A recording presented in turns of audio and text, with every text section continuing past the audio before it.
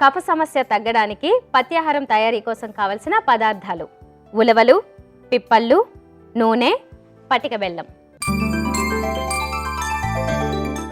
కావలసిన పదార్థాలు చూసాం కదా, ఇక తయారీ విధానం డాక్టర్ గారిని అడిగి తెలుసుకుందాం. డాక్టర్ గారు, మరి తయారీ విధానం చెప్తారా ఇప్పుడు?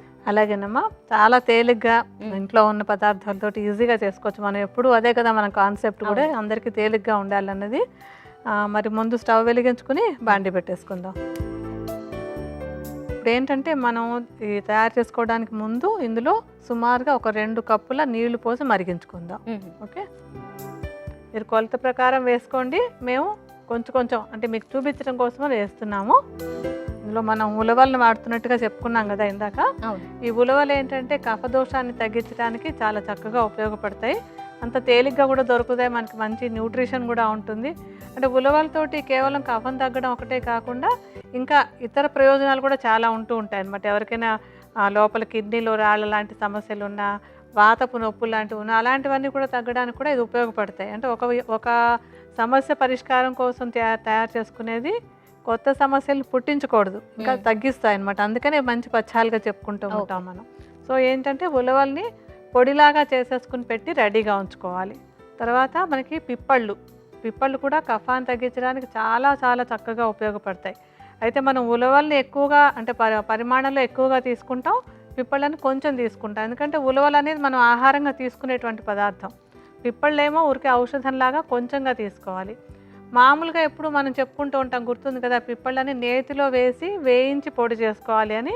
అయితే ఇందులో ఏంటంటే ఈ సమస్య కోసం మనం వాడేటప్పుడు కొద్దిగా నూనెలో వేసి వేయించుకోవాలన్నమాట. నూనెలో వేసి వేయించుకోవడం అంటే బజ్జీలు వేయించినట్టు కాదు, కొద్దిగా జస్ట్ ఒక చిన్న చెంచాడు నూనె మూకుట్లో వేసి అవి కాస్త ఎర్రగా అంటే కొంచెం పెళ్ళపెళ్ళలాడేలాగా వేయించుకోవాలన్నమాట. వేయించేసి ఆ తర్వాత చల్లారాక పొడి చేసి పెట్టుంచుకోవాలి. మనకి ఈ లోపు నీళ్ళు మరిగినట్టున్నాయి. ఇప్పుడు ఈ మరుగుతున్న నీళ్ళల్లో ఉలవల పొడిని అంటే ఉలవ పిండిని ఒక 2 చెంచాలు ఇందులో వేద్దాం మనం.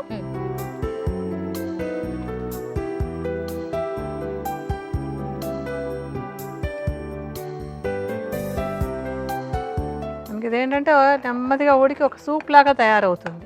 మనం తయారు చేయబోయేటువంటిది ఉలవల సూప్ లాంటిది అనమాట. టేస్టీగాను ఉంటుంది, మంచి ప్రయోజనాన్ని కూడా కలిగిస్తుంది అది. ఇప్పుడు ఇది బాగా ఉడికిపోయింది కదా. ఇప్పుడు ఇందులో మనం ఇందాక పెట్టుకున్నాం కదా పిప్పళ్ళ పొడి, ఒక చిన్న చెంచాడు అందులో వేసేయండి. ఓకే,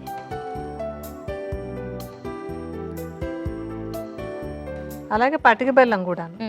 పటిక బెల్లం కూడా కఫాన్ని తగ్గించేటువంటిది, న్యాచురల్గా ఉండేది, కఫాన్ని తగ్గించేటువంటిది.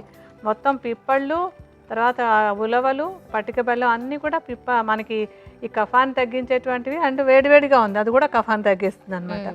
సో ఇందులో ఒక చెంచాడు పటిక బెల్లం పొడి కూడా కలిపేసుకుందాం. ఓకే,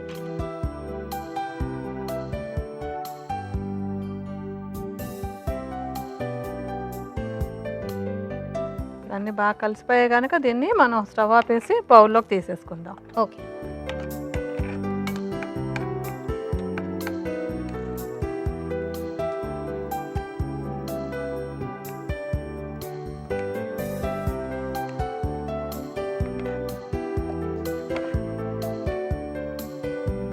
మన పథ్యాహారం రెడీ అయిపోయింది ఇంకా. ఓకే డాక్టర్ గారు, మరి ఎప్పుడెప్పుడు తీసుకోవాలంటారు? ఇదేంటంటే ఇక కఫం ఎక్కువగా ఉండే సమస్య ఉన్నటువంటి వాళ్ళు రోజు ఒక ఐటెం లాగా ఇప్పుడు మనం చెప్పినటువంటి ఉలవ జావ లాంటి దాన్ని తయారు చేసుకుని రోజు ఆహారంలో ఒక ఐటెం లాగా తీసుకున్నట్టయితే కనుక కఫ సమస్య ఉన్న నాళ్ళు తగ్గిపోయిన తర్వాత మానేయచ్చు. తీసుకున్నా కూడా నష్టం లేదు, ఎందుకంటే ఇది ఆహారమే, పెద్దగా మనం ఏమి ఇందులో ఔషధాలు అవి కలిపింది కూడా ఏం లేదు. ఇంట్లో ఉండేటువంటివే చక్కటి మేలు చేసేటువంటిది, ఎన్నెన్నో మంచి మంచి ఉపయోగాలు ఉన్నాయి దీంట్లో. సో ఆహారంలో ఒక భాగంగా, ఒక ఐటెంగా రోజు తీసుకుంటున్నట్టయితే కనుక ఈ కఫం ఎక్కువగా వస్తుంది, వర్షాకాలంలో ముఖ్యంగా ఎక్కువ వస్తుంది అనుకున్నటువంటి వాళ్ళందరికీ కూడా ఇది ఒక మంచి ఔషధంలాగా ఉపయోగపడేటువంటి ఒక మంచి పథ్యాహారం.